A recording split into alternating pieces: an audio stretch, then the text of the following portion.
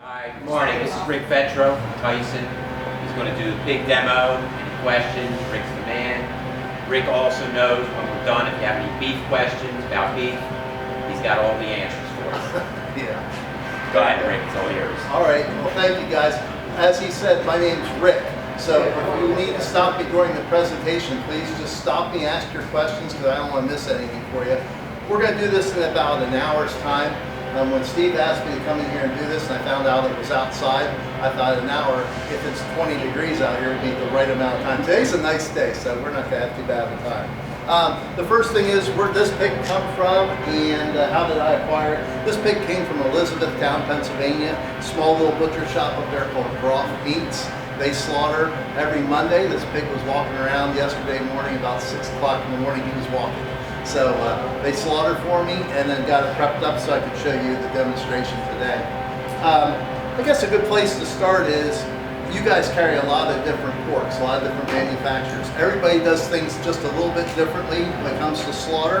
Our particular slaughter operation is we take the pigs and to make them non-living, try to find the nice word to say in that. To make them non-living, we put them on an elevator. So we'll take about 30 pigs, we'll corral them, put them on an elevator, and this elevator goes down into a shaft, and in that shaft is carbon dioxide gas. And that gas just lets them fall asleep on their elevator ride. So as they're going down under the ground, the gas is heavier than oxygen, so the gas goes to the bottom. The pigs are breathing carbon dioxide and they fall asleep. Okay? At that point, they're not technically dead. What they are is they're sleeping, just like when you go to the dentist's office and he puts you under. You don't know what's happening to you. Same thing happens to the pig. So when they come up from the elevator ride, at that point they're unconscious. At that point they're going to be shackled by their back legs and lifted up like this. And then they're going to make an incision across the jugular veins to bleed the pig out. So if you think about what's happening there, is the pig's asleep. Okay, he doesn't know what's going on, and he's bleeding out, and that's what causes heart arrest. Lack of oxygen going to the brain, so naturally then the animal deceased. So that's exactly how it's done. So it's a very painless, I guess I have to take their word for it. It's a painless endeavor, and the pig is humanely taken care of through the entire process. After the pig is then opened up and let to bleed out, then the pig is actually de-haired. In this particular case, this is all pig skin. And most of our products that we sell here at Quaker probably don't have the skin on. There's an exception to that. If you guys are selling pork picnics, part of the skin's usually left on the pork picnic. If you're selling bellies or bacon, some people like the rind on or the hide on, some don't. But for the most part, the rest of this is all going to become skinless. So it'll go through a de-hairing machine, and that de-hairing machine is something simple. It's just a big trough of hot water. The animal has not been eviscerated at this point. In other words, his belly hasn't been opened up, his guts are still inside. So he goes through this trough of water, and then these series of fingers, the rubber fingers, they spin around. As they spin around, they hit that hair, and they pull the hair out of the animal. It would be probably easier to skin the pig instead of taking the hair off of it, but there's so much value for the skin to be clean, that's why we de-hair the pig. After that process, then it's eviscerated, all the internals are taken out of it, the inspector looks at it to make sure it was a healthy pig, and then goes through the processing. So that's where we are right now. The pig is deceased and ready to be cut up. Does anybody have a question at all on where we're at right now? Anything you want to know? How many pigs do we slaughter in a week? That's a good place to start. Tyson processes about 420,000 hogs a week. Now if you think about that number, if I told you 420,000 a year, that would seem like a big number. But if you say that a week, that's a lot of pigs. And we're just one of 4 major pork slaughtering operations. So every week, we all are slaughtering pigs, okay? We all buy the same pigs. We don't raise our pigs. We buy them on the market, and we cut them up to our specifications. So about 420,000 head of hogs, and on beef, probably close to about 200,000 head of beef. It's a big, big supply. If you can just imagine all the trucks coming in, it's a non-stop process of animals coming in. You had a question? Yeah, you buy them already and done feed? No, the pigs are walking around when we buy them. Our company, we are a slaughter operation, so they'll load the pigs up on a truck. Generally, the trucks will not travel any more than 2 hours from any given plant. We has 6 plants in the United States. So these hogs are taken live from the farm. And some farmers just have small crops. They might only have 6 pigs to bring in, and then other guys might have 5,000 pigs to bring in. So they'll bring them in, and then we separate them based on weights. This is not a butcher pig because he's not big enough. A butcher pig is going to be somewhere around 290 pounds, 295 pounds. What we're looking for is uniformity, that every pig is almost the exact same size. So the farmers know that we're looking for a pig that's going to be around 290 pounds. Lengthwise, when I hang them up, they all look very much similar when you see them with the skin off or the hide off of them, and they look identical. The reason for that is we want every slab of bacon to be the same size, so when the packing house goes to process it, every piece of bacon is the same size. When Steve orders baby back ribs and he wants 2.5 pounds and down, I have that for him. If he says I want 1 3/4 down, I have a special pig that I'm looking for to pull those different sizes. Okay? This hog here, we would call this a roaster. In other words, this is going to be somebody's going to have a pig roast. So this is ideal size for pig roasting. So that's what we have right now. So let's start and just look at what we got here. Let's start up front naturally. They say about every part of the pig is usable. And that's pretty much the truth anymore. We'll start with the ears.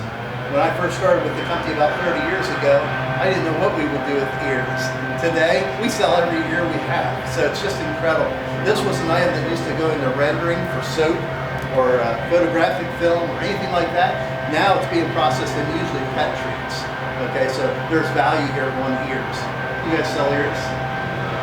There may be some of you that sell ears for consumption. There are some people that like to cut them up and they do like a stir fry. They'll cook them, boil them in water, get them nice and soft, and then maybe stir fry them. That's another. So the ear is on tack. The eyeball is in this particular pig, okay? And then our packing plant, the eyeball would have been removed. And the only reason for that is if you think about your eyeball and the eyelash and the eyelid, when you blink, there could be some dirt matter that could lay on top of your eyebrow or eyelash. And as you blink, it gets hidden. So we'll actually take and scoop that out, remove the eyeball and the eyelid. That way there's no contamination from any fecal material.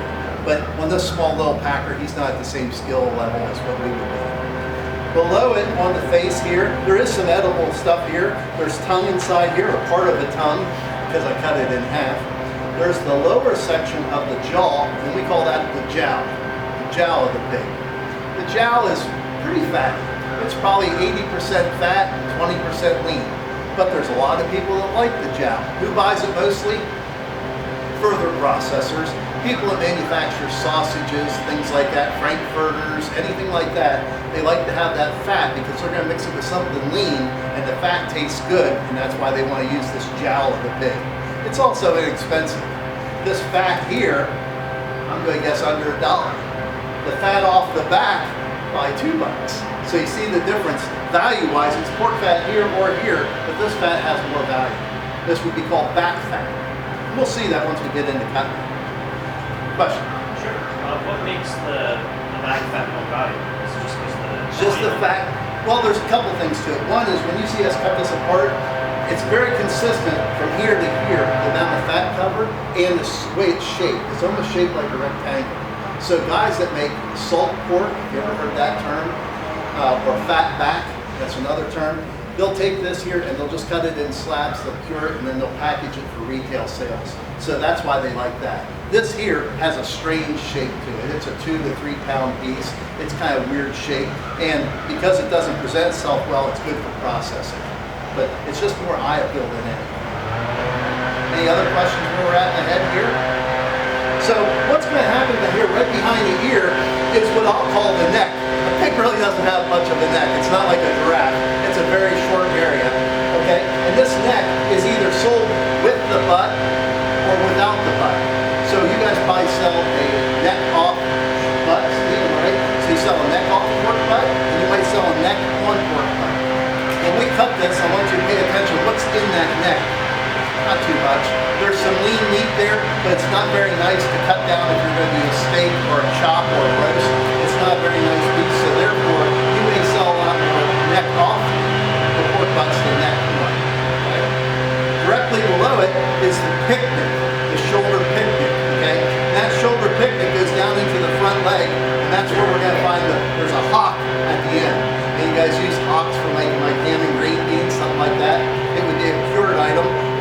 smoked and it will be used for seasoning purposes.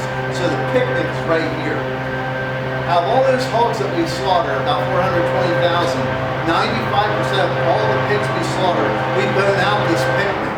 And what happens to that picnic meat is goes to further processing. Oscar Mayer, anybody else doing any kind of further processing, making sausages, things like that, that's what they buy is the boneless pork picnic. Very lean. I'm going to say it's 80% or more lean, so it's a great piece of meat. And we'll see that once we cut it open. So now we're back here. We got the picnic, we got the shoulder, we got the neck. Now across the back of the pig, if you guys need to stand up or come closer, I'm fine with that.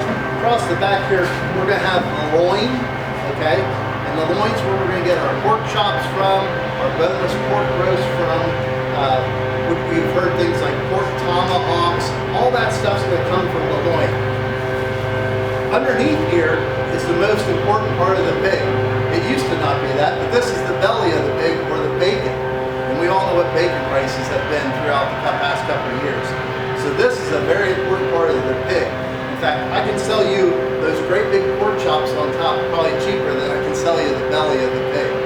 So you can eat pork chops cheaper than eating bacon, which I guess you know that from going in the grocery store.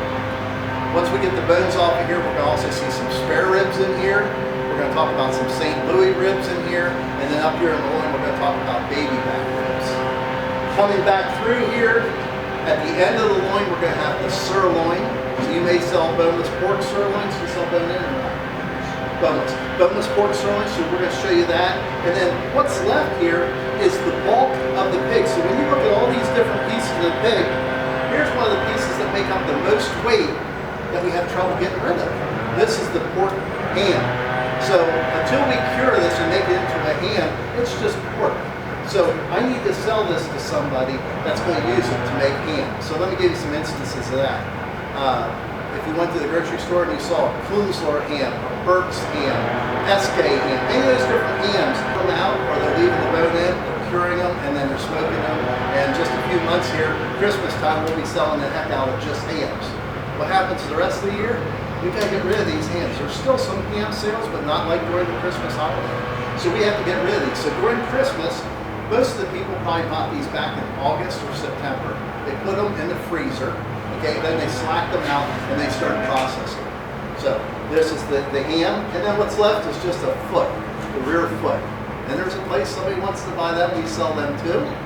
And on the back there is the tail. And believe it or not, we sell every one of them tails, okay? So pretty much the entire pig is used as far as processing goes. So any questions where we're at yet?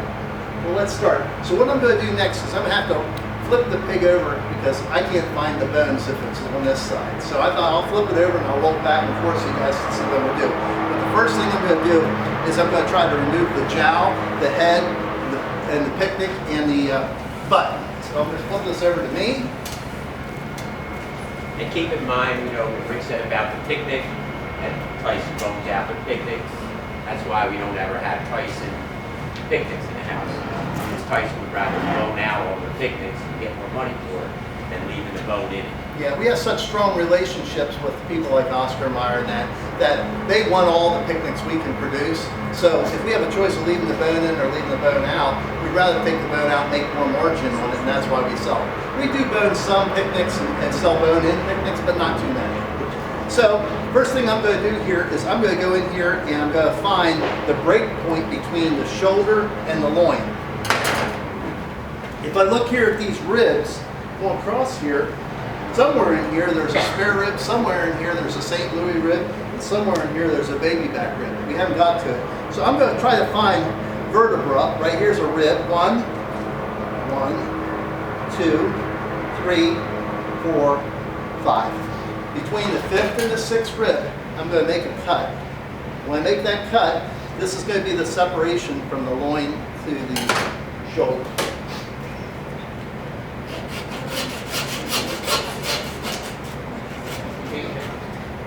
Get up here.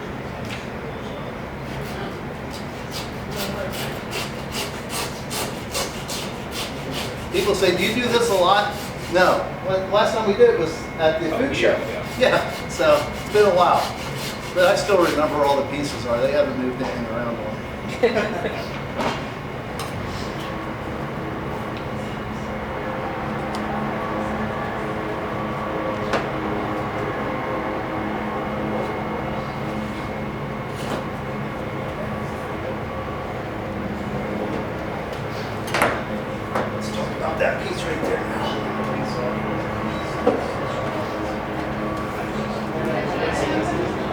So if you're looking here, this is the end of what we call the boneless pork loin or the bone-in pork loin.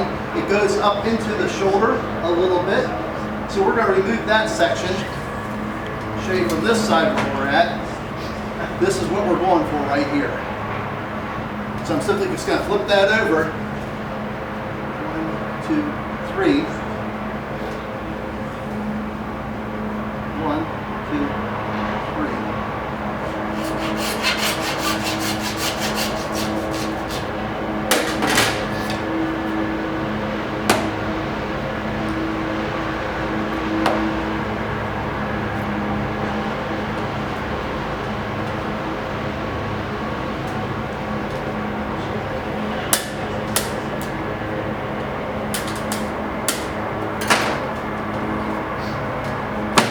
Let's focus on the head now. This is where we're at right now. Next thing I'm going to do is remove that jowl section. You saw skin on or skin off or both? Skin off. Skin off.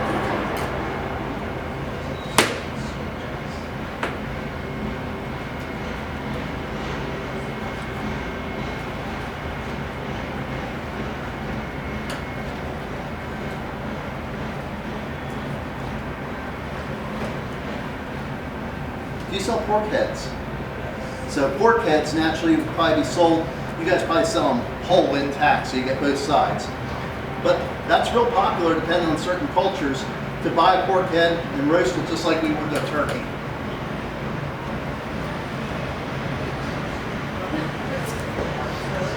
In fact, from what I heard about turkeys this year, it might be cheaper to buy a pork head than a turkey, what I'm being told.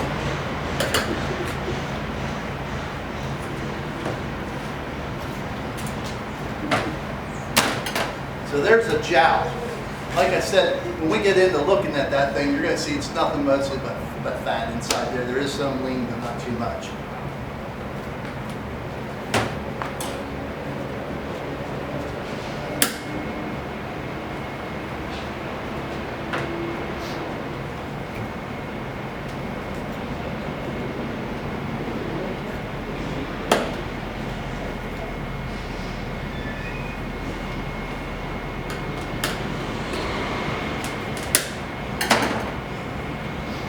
The ear. All right, so we got that off of there. We got the jowl off of there.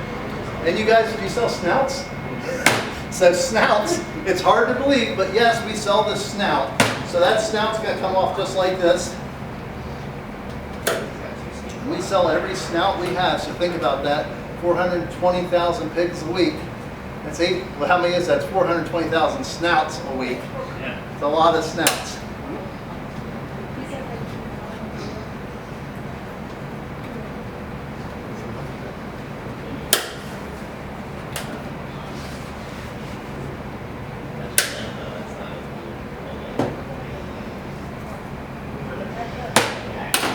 There we have 1/2 of the snout naturally, missing the other half. That's pretty much it there for the head. We kind of used everything we could out of this head.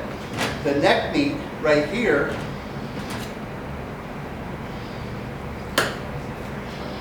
this would be a processor item mainly used for sausages and that, hot dogs, things like that. So there we got what's left of the neck, okay? There's what we got left of the head.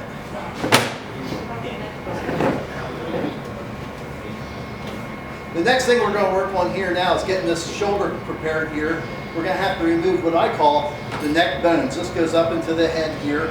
This is part of the chuck complex here, but we're going to have to peel all that out. Switch knives.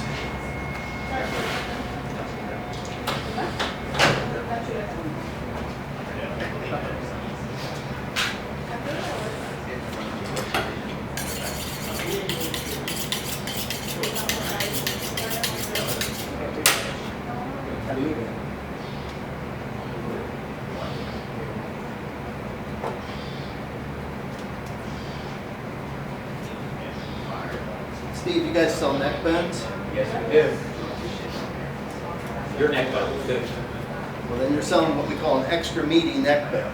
So we intentionally make what we call an extra lean, meaty neck bone because I could clean these things up so much that there would be no meat on them, but our customers like to have meat on their neck bones. It's easier for them to sell. So I'll try to mimic what that's going to look like.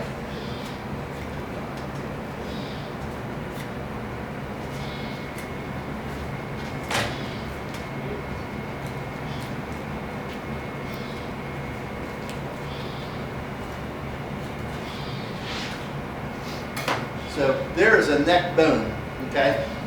Our neck bones are actually broke at the second to third, so it would be a little bit shorter than that. I missed it when I hit it with my knife there, but that would be a neck bone. And now we have what's left of the shoulder. You guys sell full shoulders? Full shoulders? There may be a customer sometime that would ask you, do you guys sell whole shoulders? At that point, that's what we have here is a whole shoulder. We can separate these into two more manageable pieces, and that's what we're going to do next. So now what I'm going to do is simply make an incision here between the picnic and the butt. Straight down on it.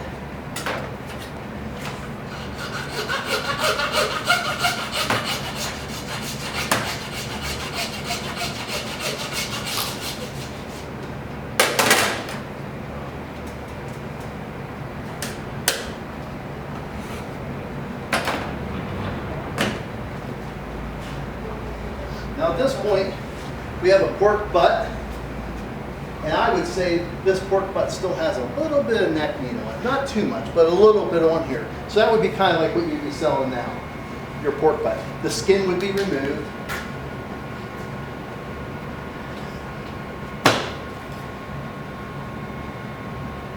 And that pork butt still has the bone in it. That pork butt does have a bone. We'll convert it over to boneless. You sell boneless too?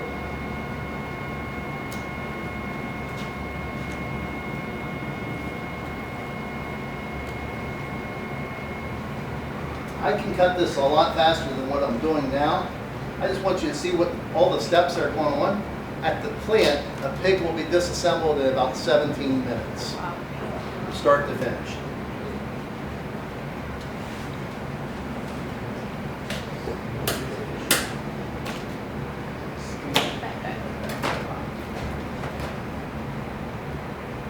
When you hear them talk about trim levels on their pork items, some will say a 1/4 inch, some will say 1/8 of an inch, some will say trim down to the blue. This is what they're referring to as the fat cover on this pork butt or any other pork cut. So this is approximately a 1/4 inch. So if I take my knife and I start to whittle away some of that fat, underneath this fat I'm going to run into a blue material. And that blue material is what's referred to in the industry as the blue. And that means a trim level, how much fat's going to be on. So I'm actually going to take and clean this thing up, get it trimmed down to the blue. It just makes it easier for the retailer or food service operation that they wouldn't have to go through all this extra knife work. So we're starting to see the blue come through there. That's what I'm trying to achieve there. Pork butt. Now we're just going to simply take the blade bone. If the packer did a good job, the break should be a slight T. So see how that bone goes across here and there's a little arm coming down here? That's a slight T. So if pork butts are selling for more money than pork loins, some packers will go and rob some of that pork loin and leave it on here to make up extra weight because they can charge more for this than the loin. Vice versa, if the loin market's higher than the butt, they'll come in here and take some more of that. But there are some mom and pop shops maybe around. They'll play with that break depending on what the market is. So to bone this out, it's just a flat bone. This bone that I'm pulling out of here is called the scapula bone. And when you see it come out of here, the funny thing about the scapula bone is it's woven into the muscle, but it's not connected with a ball and a socket. It's connected by the muscle holding on to the bone. Let me get that out of here so I can show that to you.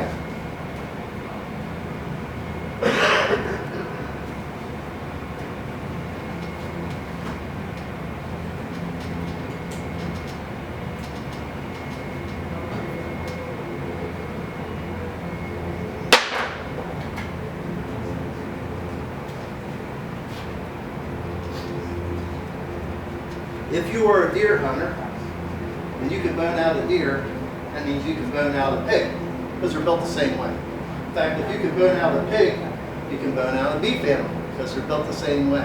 If you take it, in theory, to an elephant, you can bone out an elephant because they're all built exactly the same.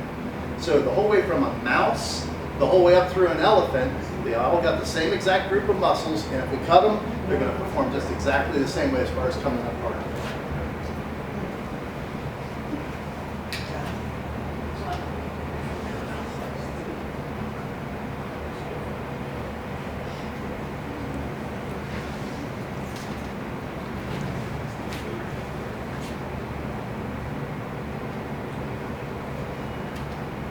So Steve mentioned that you guys saw bone-in or boneless butts.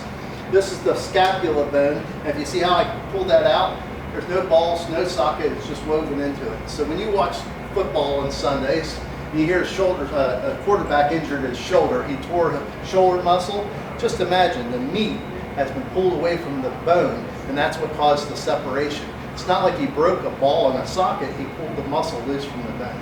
It takes a long time to recover from that. At this point, as long as this is firmly attached, that would stay on. So now we have a boneless pork shoulder. Boneless pork shoulder. No different than boneless or bone-in, just that one little bone has to come out there. And you saw how easy it is. It's easy to take it out. You may run into some objections. Steve bought short and he doesn't have any boneless in stock, but you had some bone-in. You guys just witnessed how easy it is to pull that bone out. So don't be afraid to say to your customer, hey, I don't have any boneless this week, but I have bone-in. It's not much to take that little bone out. If this was going to be cooked, and you guys saw anybody that does catering, anything like that, they may elect to get them with the bone-in because they think it's cheaper. But once they roast this, they can actually reach in the only Indian knife and they can just pull this bone out and throw it to the side, and they'll have a boneless butt, and that's what they're ready for. They'll smoke this, they'll pull it apart, and it's going to make some great pork barbecue. Let's go over here to the picnic.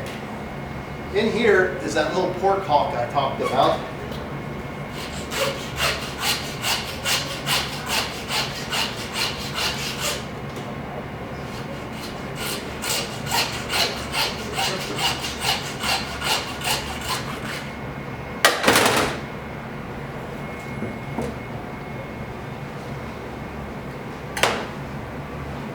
So there's what's in the pork hock. If you were buying veal ossobuco, this is what it would be in the veal. In pork, we tried like crazy to sell this as pork ossobuco, but the industry just didn't accept it. You don't hear about pork ossobuco, but we sure like it because we can get a whole lot more money for it. But it's actually shin meat, and this shin meat has long connective tissue to it. And unless it's cooked slow and low, it's tough and chewy. But if it goes through the curing and smoking process, it falls apart because you're generally cooking it with green beans or something like that. Foot. Quick story on the foot. My grandfather was a meat cutter. When I was in kindergarten, we had show and tell. You know where I'm headed. Grandpa, can I get one of them pig feet to do it for show and tell? Yes. So all the kids are getting up and they're showing the bracelets they made and all that other stuff. And mine is wrapped up in meat paper in a bag. And I get up and said, Rick, it's time for you to do show and tell. And I get up and unwrap it. And I said, and this is a pig foot. It's come off immediately. Rick, go to the office. I was kindergarten. I mean, I'm a young little kid. So I grab my foot, go down to the office. They said I was supposed to get that cleared with the school. Well, how am I going to know that? I'm a kindergartner, but I had to have it cleared. But they want to know, where did I get this pig foot? They had a lot of questions on where this come from. After I explained my grandfather was a butcher, it made perfect sense. And they let me go back to the class and continue with my presentation. That was pretty cool. So now we have the pork picnic. And what I'm going to do here is most of your pork picnics will have half the skin left on it, okay? There are some places that will take all the skin off, but for this marketplace, most of the picnics are sold with the skin left on about half of the shoulder area.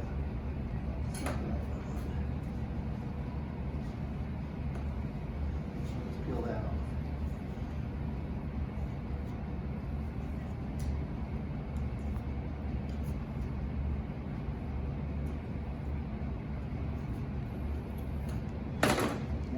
Good skin. This here is called the collar. This goes down along the brisket area, and I'm simply just going to remove that.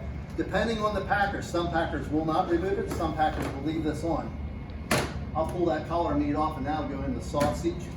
And now I have a short shank front picnic. It's a beautiful piece of meat. You do cushions? Yeah. Okay. I told you that we bone most of our picnics out at Tyson. Inside the shoulder, there's a little round ball of meat right here, and it's called the cushion meat. So, if I take the cushion out of here, the picnic's gonna look terrible. So at that point, we would have boned out the entire picnic for sausage. This cushion meat is really simple to find. I simply go in here, I should run into a bone. Here, come up along the bone, and then exit right here where the ankle would have been. Pull this piece out here. Skin off.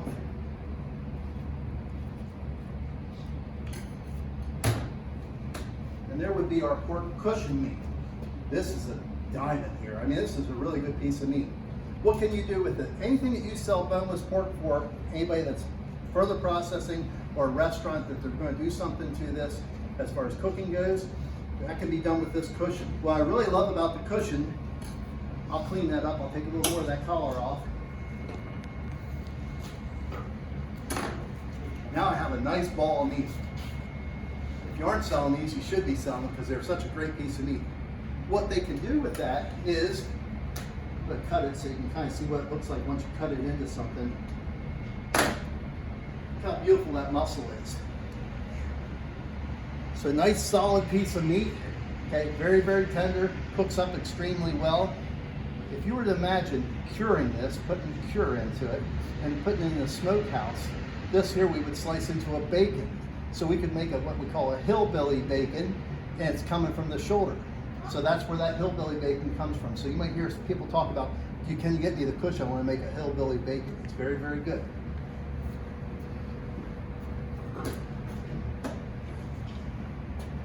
What's left here is nothing but meat on a bone. I'm not going to waste your time to show you that, but we would peel that all off, and that would just be sausage meat at that point. Some of this stuff here so we can keep working. Any questions where we're at so far? Anything you want to see that I didn't show you yet? Okay, so if you were looking at this side earlier, you're going to see there's a pork loin goes right across your back. So if I jumped on your back, you got down on all fours and I was riding you around, I'd be sitting on your pork loin, okay?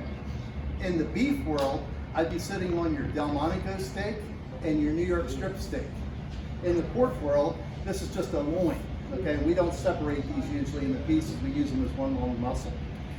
So I'm simply going to roll this over, and I'm going to separate the loin from the ham, and then I'm going to pull the bacon out of here.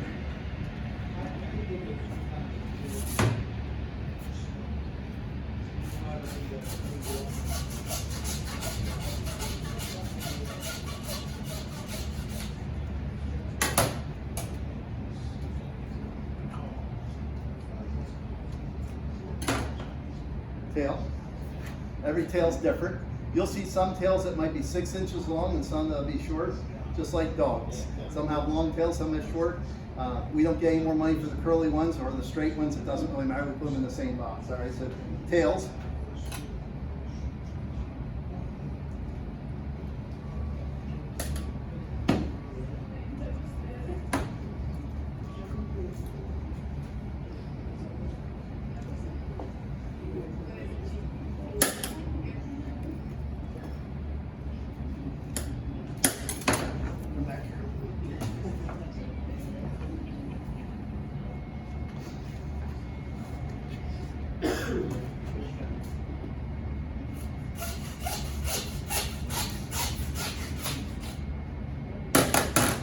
That's going to be a rear foot. So we have the front feet and the rear feet, okay?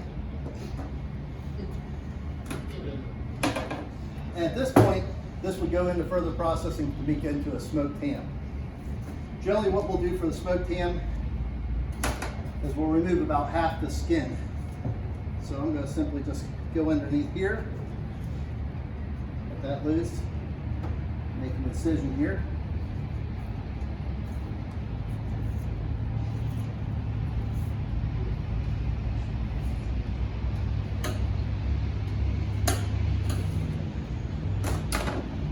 More of that skin. There's how you would see that ham. You guys saw hams or not? So the skin on. Both. So here's what the skin on ham will probably look like based off of the specs that you guys probably buy. And then we'd also have a spec where we remove all those. Majority of my hams go to further processors, like I mentioned, the Kunzlers, the Burks, Dietz and Watts, and places like that buy all our hams. Okay? Do you break any of the muscles down? Do you sell any insides or anything like that? No. I'm going to remove the hip bone just because I think it's interesting for you to see how that's shaped. And when you hear about grandma broke her hip, you say, why does it always break the hip? Well, I'll show you why. It's such a small little bone.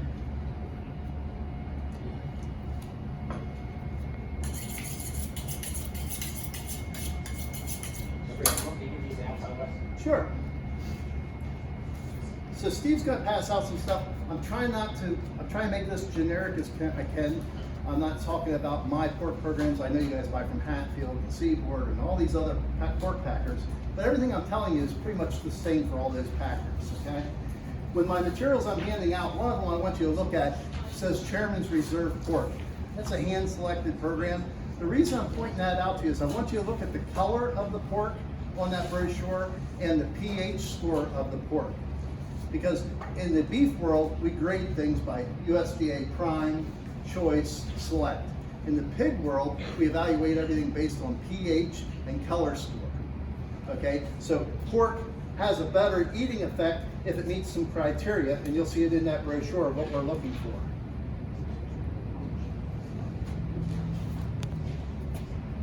What we call the H bone or the pelvic bone, and that would be connected to the other side. And if you look at this thing, you can see how it's cartilage and bone. As time goes on, the animal gets older, just like we get older, that cartilage turns to bone. Unfortunately, that bone is very thin. So when grandma falls and breaks her hip, it's because that bone's so thin and it's right there at the critical point of her hip. This is the part they're breaking here, it's right here. Okay?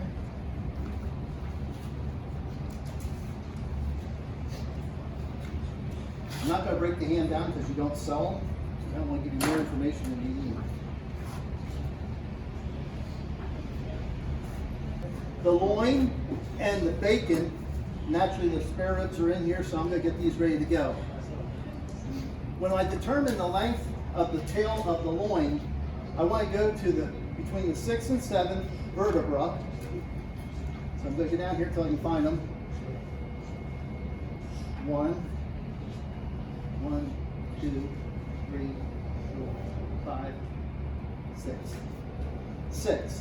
If I was to make a straight line on number 6, mark that, and I took a ruler and I measured from here out, it would not be any longer than 4.5 inches. Okay? So why is there sometimes somebody selling against you and their pork loins are 10 cents cheaper or 5 cents cheaper? There's no law that says I have to break this at 4.5 inches. I could break it at 4 inches, I could make it 3 inches, or I could make it 6 inches. You will find other packers. You might find somebody that you're up against and you keep missing it. You might look at what it is. Steve will probably know the spec on it. But 4.5 inches is going to what we call the scribe or the tail length. So I'm simply just going to come out here and measure from that point out 4.5 inches, make an incision like this, right off the sirloin, straight across, and that's going to be it. So you can see why they could be cheaper, because they're going to leave more of the belly or more of the spare rib onto their loin.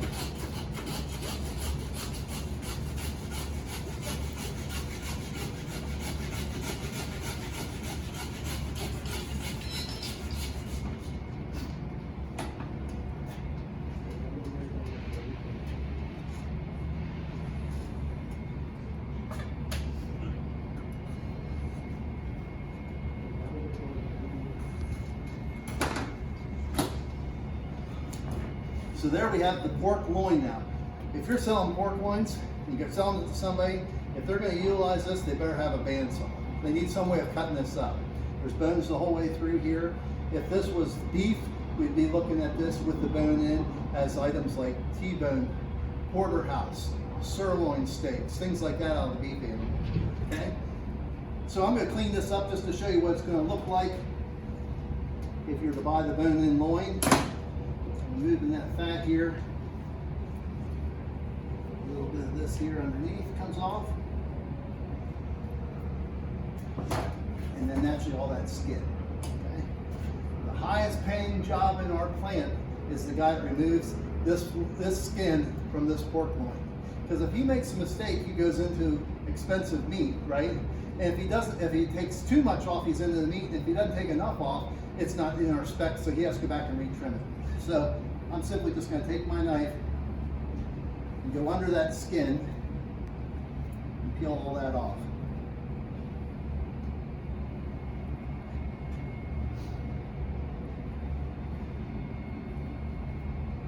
In the boneless pork loin world, a lot of different specs. There's some of them that are going to be trimmed to 1/4 inch plus or minus an eighth. That makes 3/8 of an inch, so that makes you about 1/2 of an inch, almost 3/8 of an inch. And then there'd be an ultra trim, or what they call trim down to 1/8 of an inch. And then there's some people that actually take it the whole way down to the blue. Every time you take more fat off, the more money it's going to cost. So that's the difference when we sell pork loins. Sometimes you'll see in the book it says 1/8 trim. Yeah. So that's the trim.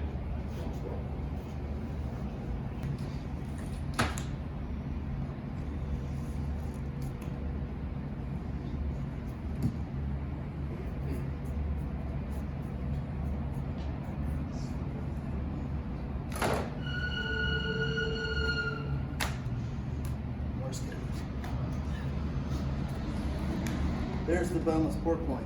The funny thing about pigs, over the years, when Steve was a boy, the pigs were much smaller, okay? Today, when I started with the company, I've been with them 30 years. When I first started, our pigs were 247 pounds dressed. I just told you they're 290 pound dressed now. They grew 50 pounds in 30 years. What's happened is farmers have learned through feed and genetics how to make bigger pigs. And when they make bigger pigs and they can grow the same size pig using less feed, they make more money. So that's why it is. Now we've asked the farmers, stop making them bigger. You guys now have them so big that sometimes your pork chops look as big as a T-bone steak, right? It's such a big pork chop, it's too much for a serving. So we have asked now the farmers to please raise the pigs to this weight, and that's all we want. We don't want big ones. So if you bring us a big pig, we're going to dock you and pay. We don't want those big pigs. Likewise, if they bring us a small pig, we really don't want those either, okay? So now we have the bone-in loin. Now it would be time to start to cut it up into chops or whatever. I'm going to take and bone this one out since we have it here, and you guys sell a lot of boneless product.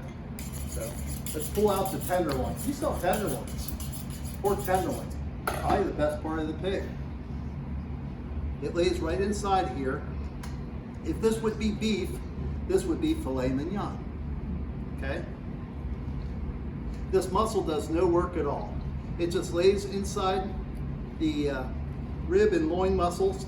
It lays inside there, and its only job is really to cushion the kidney. And that's why it's so tender, is it doesn't really do any work.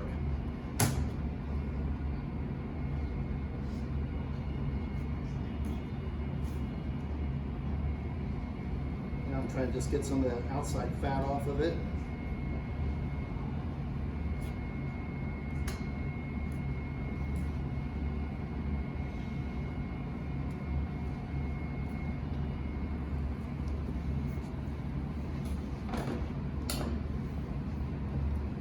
So there's the pork tenderloin, okay?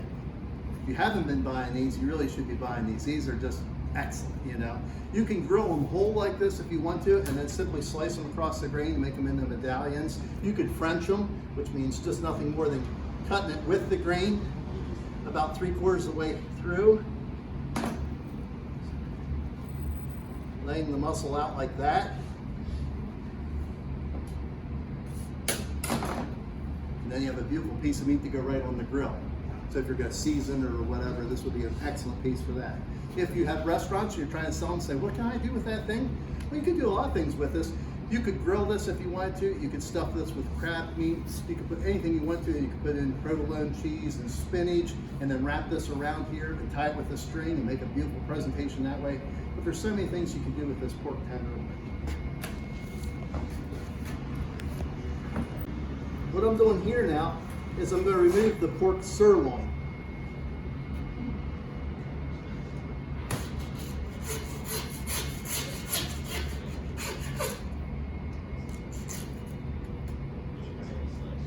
So there's with the bone in, and I removed that tenderloin.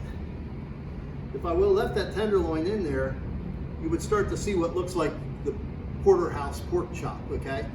I pulled that out of there. Now I'm simply just going to bone that out. A little hole here.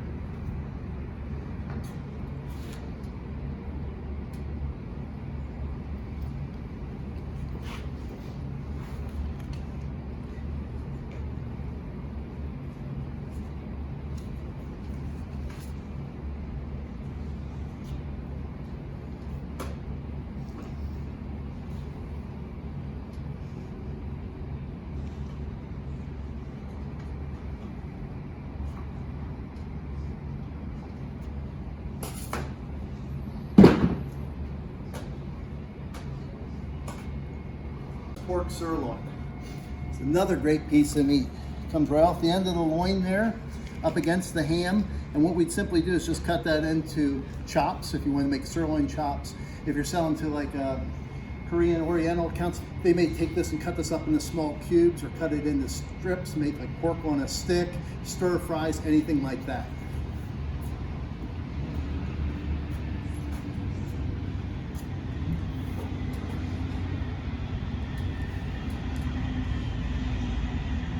That's the pork sirloin. That's the pork sirloin ends. That comes off the sirloin end of the pork loin. The other side is the rib end, and we'll get to it. Yeah, we'll show you the rib end next. So this sirloin, I want to cut it in half so you can see what the chop would look like. But this is a beautiful muscle here. I mean, it's just excellent for presentation. It's a nice sized piece of meat, but it has a lot of opportunities. So think about pork sirloins.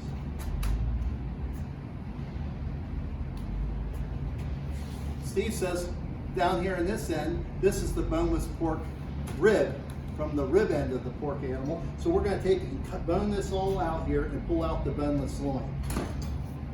They want you to sell five ribs. 5 ribs. Well, I'll just show you that. You get them from me, don't you? The 5 ribs. You're the only one that sells them. So this is a 5 rib bone-in roast.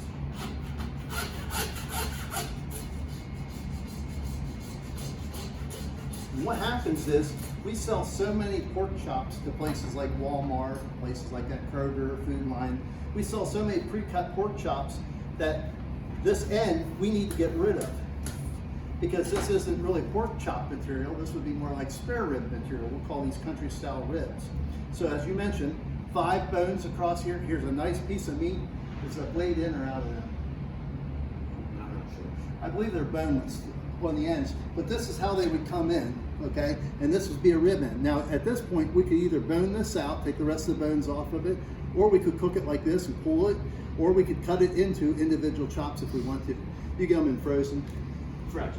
Both ways. Both ways, okay. But keep in mind, as you see where that came off the pork loin, and sometimes we can't get 5 bone rib ends because Tyson's not cutting.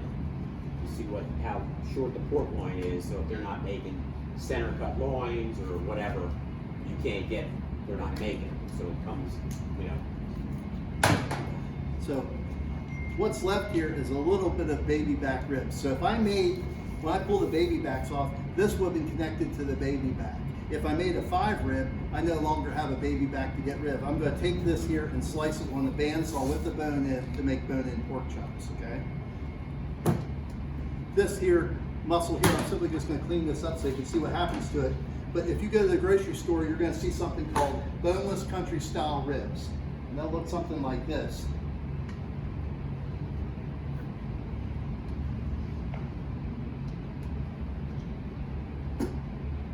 I lay these out. You probably saw them already in the grocery store. They look something like that laying on a tray. And they're simply nothing more than boneless pork chops with a long tail on it that came out of this section here. Everybody follow that?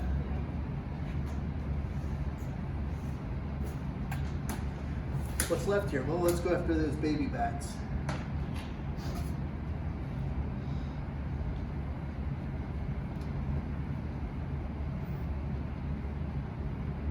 All the evaluating of the hog, when they're evaluating the hog, it's all based off of this loin, okay? So if you were looking at your brochures and you saw pictures of different colors of pork, this is where they're going, all they're evaluating from is from this loin.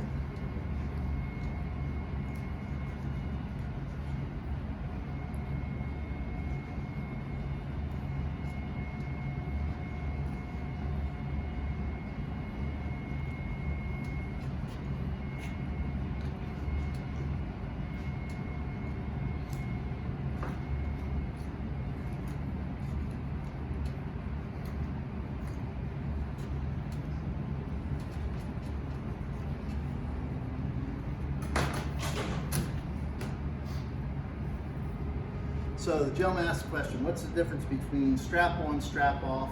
You'll also hear it called tail on, tail off, okay? If you look at the end of the eye muscle, when we came out here to the end of this flank meat here, if I make a cut here, that little piece of meat is actually the strap on, okay? So I'm simply just gonna cut that off.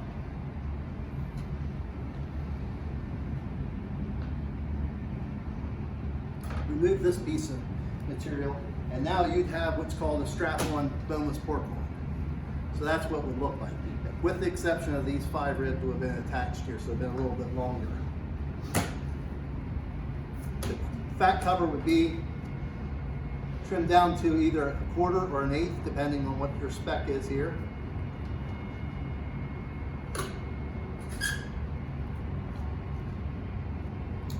Oh, actually, hey Rick, Yeah. you can, I just bought a load of shortcut boneless loins that you guys made for, Somebody?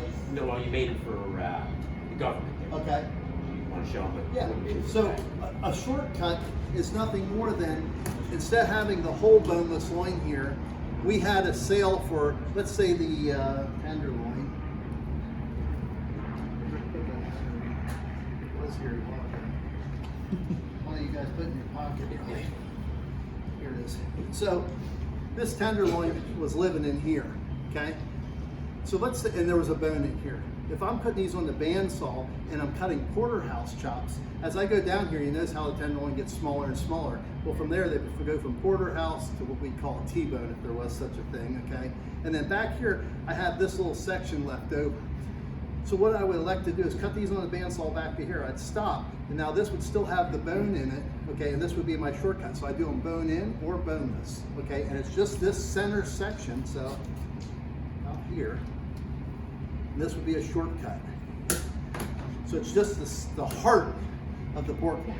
It couldn't be any better than what you're looking at there. I mean, that's the best part of the pork loin. If Steve has them, it's probably because I'm backed up on production-wise. It's a good buy for him. And you can sell these to anybody and everybody, and they'd be all happy about it. So you can look how nice that pork would look. Good looking deal.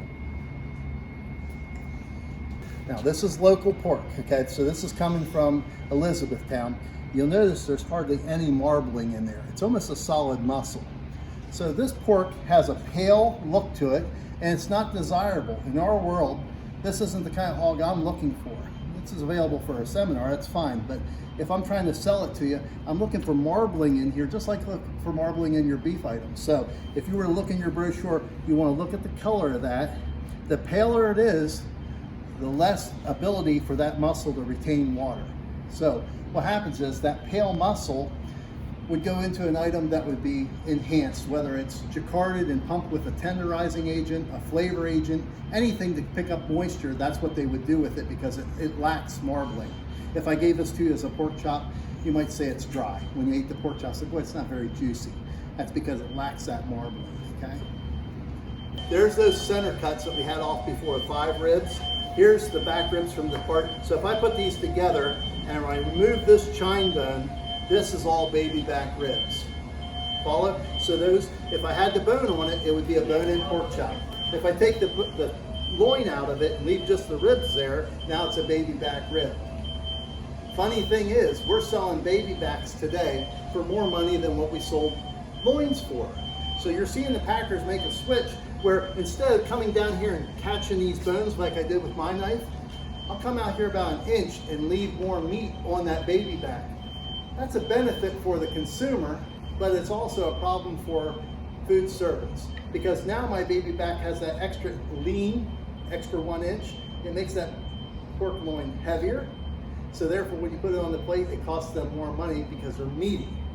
So you're seeing a lot of places now, restaurant-wise, will serve a half a rack of pork instead of a full rack of pork because there's so much more meat left on our baby backs that you just possibly probably couldn't eat a whole rack if it had all that meat on there. If you're selling Danish ribs from another country, they may go in here and take this lean out of here so they wouldn't have quite as much meat, but that's how they're able to sell you 1.5 pound baby back rib.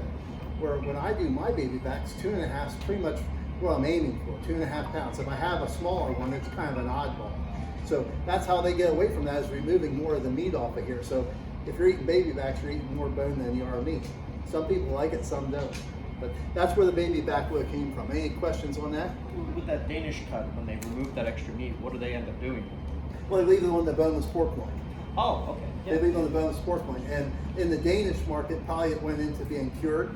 They do a lot of cured products. So it might went into Canadian bacon production, or it went into some other production where they wanted to use it as a curing meat for further processing. Thank you. Okay, any questions on where we're at? We're getting down to the end of the pig here.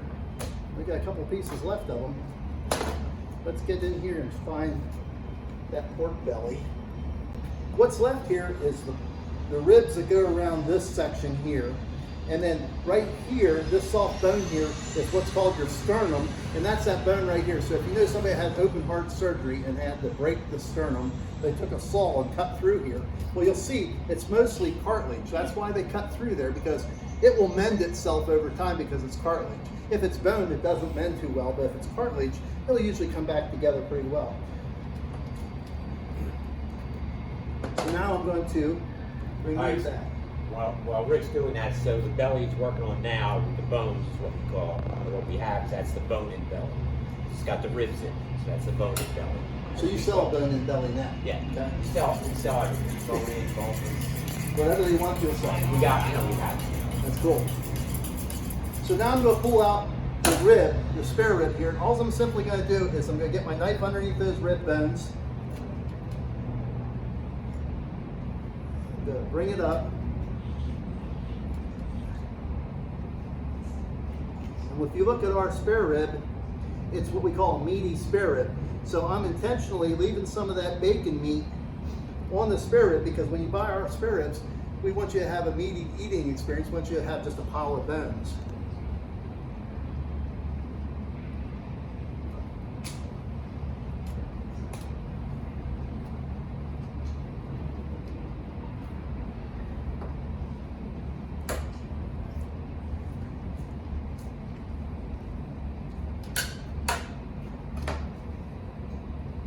At that point, you guys sell bellies too, boneless bellies. So there's a boneless belly, skin on. Not that you'll run into this, but just it's interesting to note. People will order these based on the size of them. Take an Oscar Mayer. They want so many inches from here to here, so many inches from here to here. They pay a premium because they just want the heart of that bacon. But their bacon's also $8.99 a pound. That's why they get $8.99. A belly like this, some people will sell it with the skin on or skin off. If you haven't ever tried bacon with the skin on, it's just a little bit different texture. It's kind of got like a harder bite to it, but it's very good. If this was going to be a boneless belly, we'd simply just peel that skin all off of there.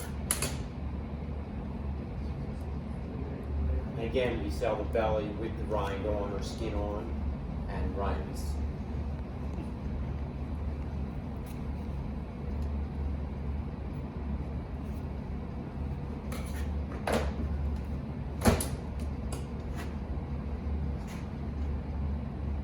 And I'm definitely not a belly skinner by any imagination.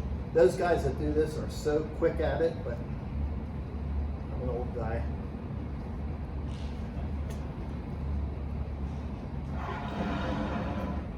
Anybody know what people do with pork skins other than eating them? Go on, Tony. What do they do with the pork skin? Beef rind, pork rind. Pork rinds, that's a good item. But the biggest thing for it is the sports world. You think about footballs, they call it pig skin, right? That's what it is. A football is a pig skin. It's used in a leather making process.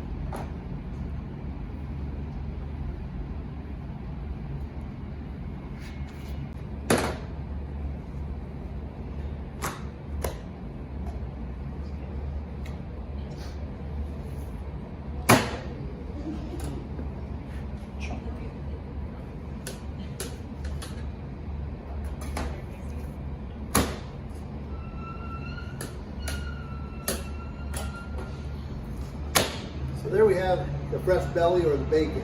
So from here, this would go into cure. If you're going to make a cured bacon, go into cure, and then probably go into the smokehouse to be smoked. Slab bacon. In the slab, you guys sell a sliced slab bacon or a slab bacon? Right. So that's what would be in the fresh state. We're down to the last couple pieces. This is a medium rib. So if you're selling a spare rib, you probably have a bunch of different ones.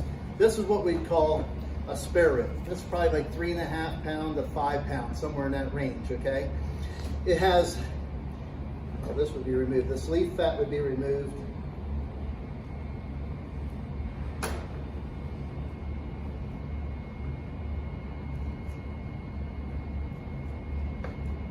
And that's what your spare rib would look like. An upgrade from this is what they call a St. Louis rib.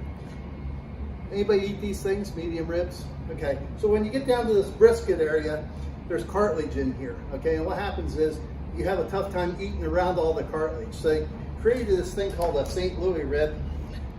And what we're gonna do is we're gonna try to mimic a baby back rib that's coming from the belly. So I simply go to the end of that cartilage, make a straight cut, parallel cut, and now this gives me the illusion of something that looks kind of like a baby back. It sells for less money usually than your baby back ribs.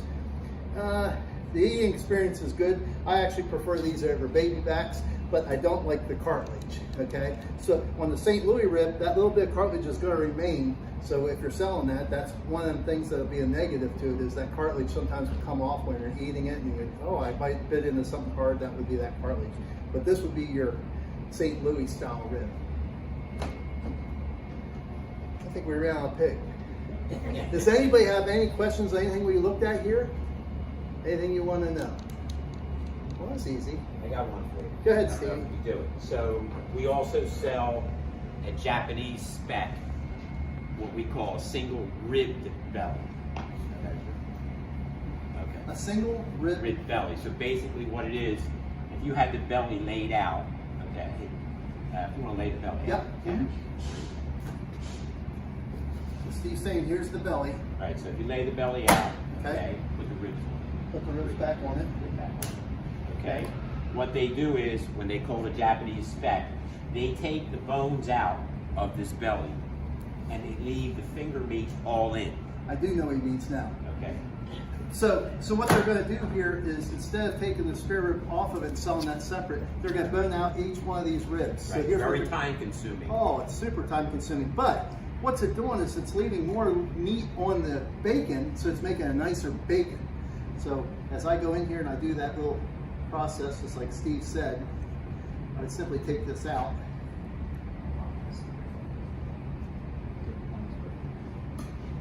Take another one out so you can kind of see what's going to happen here.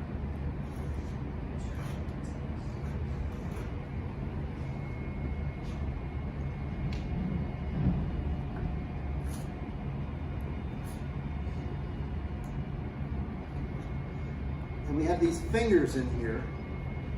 These ribbed fingers is in between the bones. And this is delicious meat, but we actually leave them attached to the belly like this, and it's just going to result in a leaner bacon, a larger piece of bacon. Try to get that done.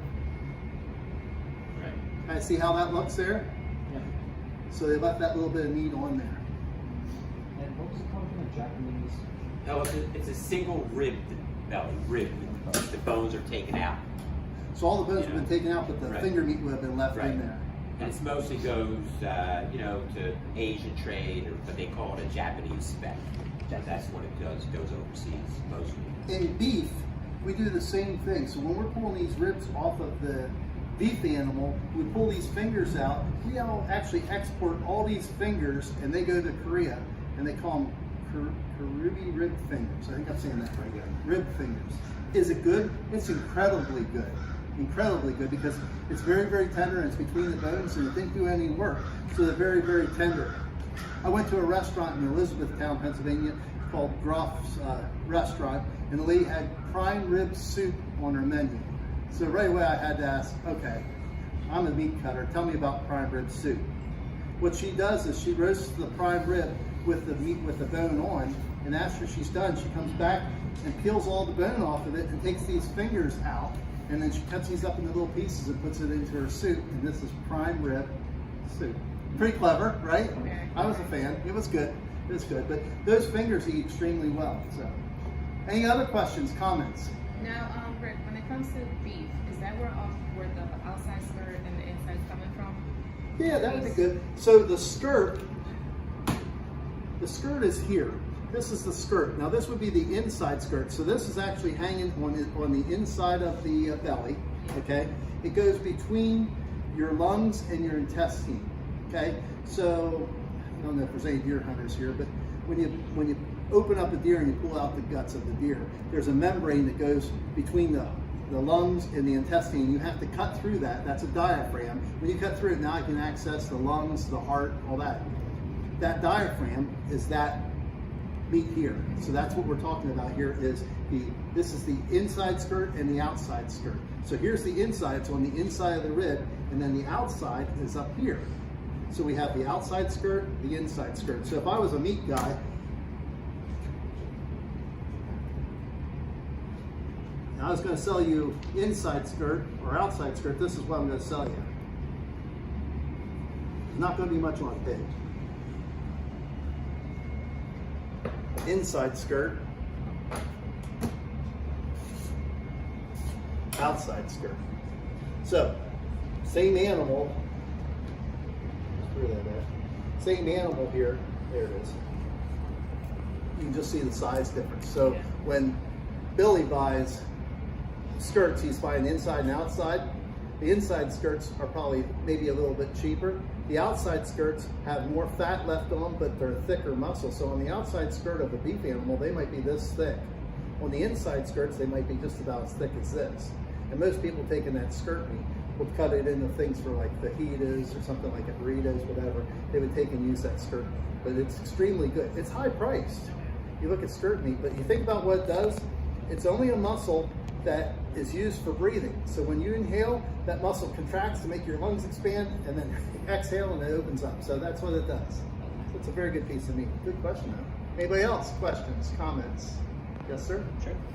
So you talked about how they use almost every part of the animal. Do you think there's certain parts of the pig that are currently being undervalued or overvalued by the industry right now? Yes. Okay. Yes, right now. If we had a crystal ball and we wanted to get rid of something, boneless pork loins is our problem. Okay? The rest of the pig can carry its own weight, but boneless pork loins right now are just dirt cheap. Okay? And they're just not desired. If you go to restaurants, we don't really promote too many items like pork chops on our menu. But if you look on the beef side, we'll have maybe 3 or 4 different beef items for sale. When it comes to pork, they have pork chops. It's either bone-in or boneless, and that's kind of what you get.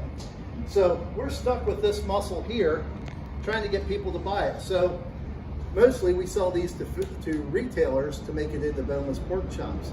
Steve, what are we at on these boneless loins now, this week? $1.60, $1.80.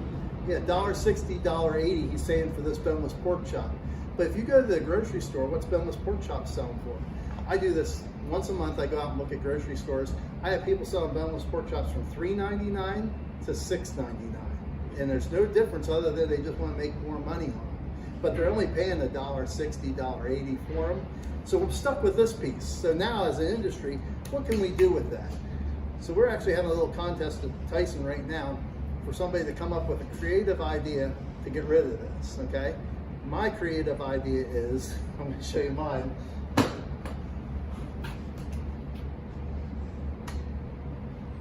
I'm not saying all of them, but I gotta get rid of some of these things.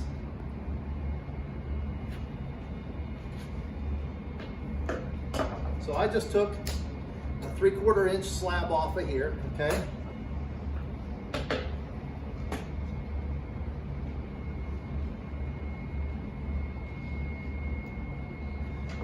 I created what looks like boneless country style spare ribs.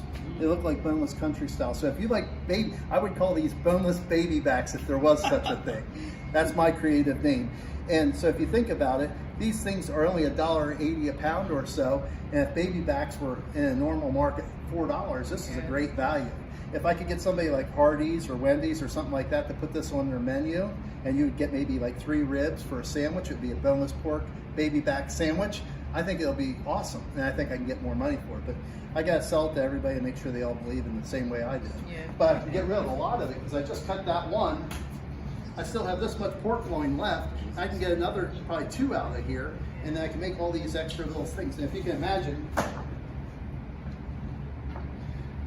doing the same thing that Chick-fil-A did with the chicken breast, take that one step further, get this seasoned exactly right, maybe put a little breadcrumbs on it or fry it or whatever they're gonna do with it, put it on a sandwich. That'd be a great eating experience, okay? But that's a challenge for us. We gotta get rid of these boneless pork loins. Just an update, Steve probably maybe told you this, but the market's crazy right now on hogs. Baby backs. It was only June, we were selling baby backs for $4 a pound. The baby backs have crashed now. They're down to $2 a pound, okay? So, I mean, it's really drastically going one way or the other. The reason for that is we thought we'd have a big summer with COVID coming to an end. We thought all these restaurants are gonna do gangbuster job. They're gonna sell like crazy, and that never happened. So all these high-priced ribs we had thought we were gonna sell at this up money. The summer has passed us now. Now we're in September, and we looked at our inventory and said, oh my gosh, we have all these baby backs. What are we gonna do? Well, not only are we hung with them, but Hatfield's hung with them, Seaboard's hung with them. Everybody had the same mindset that we're gonna have this great big summer, and with the pandemic, it didn't happen. So that's why the market has crashed on us. There's so much of it on the industry. Steve probably bought some back in June or July at higher money, but now he can buy them cheaper. But what he has to do is he has to buy some in to bring his price down so his average price comes down. I haven't seen anybody really drop their shorts yet on pricing of it at distributive level or anything like that. I see most of the people selling baby backs right now. Retail maybe $2.99 would be a super hot price, but nobody's come down to that $1.99. I haven't seen that. Other comments, questions, anything you want to know? I have a funny question. Go ahead. I have a question. So, is it true? I had a woman on you guys tell me that when you buy or sell a hind foot, that they're usually cheaper because they have hooks in them. Because they have what? Because they had the hooks in them, like when they were killed. No. That's not true. The reason that hind foot is less is look at the bone versus the front foot. So why would I sell this for more money? It just can't happen. What happened to the rest of that foot? I had one here. There he is.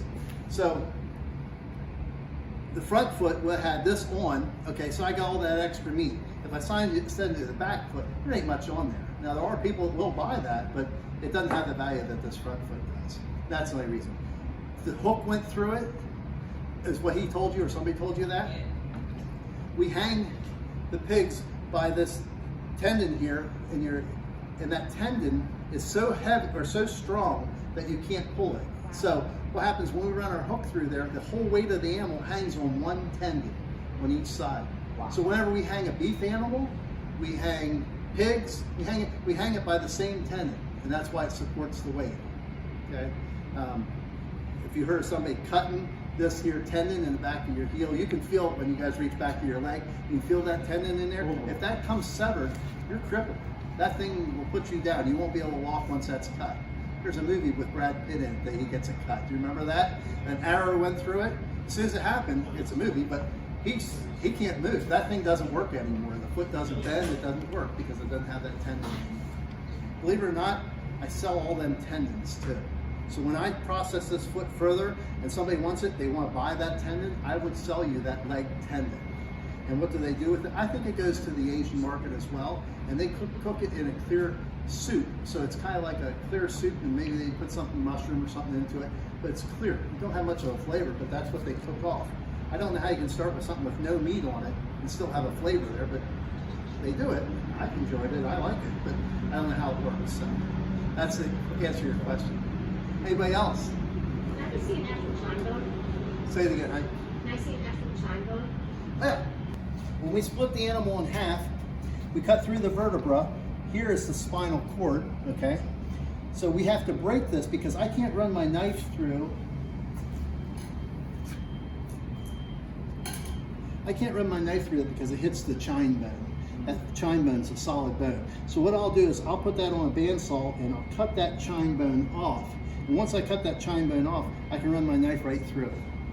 And that's why it says chine bone on or chine bone off. If you see anything like that, that bone's been removed. There's no meat there, you know, so it's just broken. It makes it more convenient for you to slice it. That's all it is.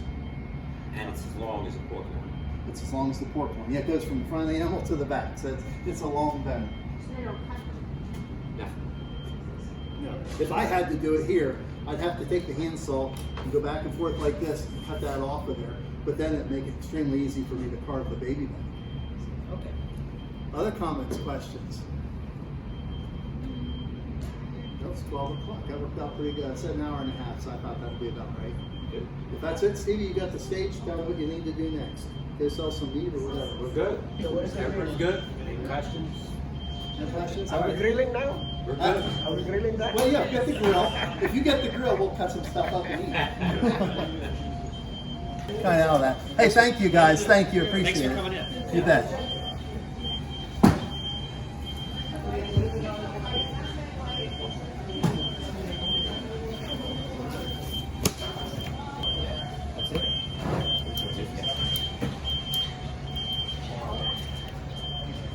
You told the price, right?